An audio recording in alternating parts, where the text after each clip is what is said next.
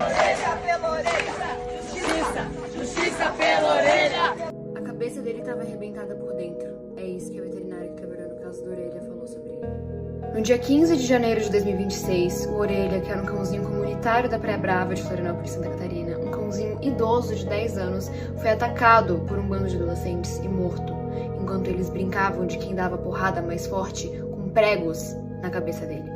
Depois de ser agredido na praia a pauladas por 4 adolescentes de classe alta em Florianópolis. E o nome de cada um deles. Eu não posso colocar a foto deles aqui porque eles são menores de idade, mas eu posso colocar um nome sim e deixar claro que eu nunca mais vou esquecer do rosto de cada um e eu nunca mais vou esquecer do nome de cada um. O que vocês puderem compartilhar sobre a Orelha, não precisa ser esse vídeo, mas o que vocês puderem compartilhar, compartilhem. Não deixem esse assunto morrer, vamos fazer isso chegar nas grandes mídias e vamos fazer com que a Orelha tenha justiça.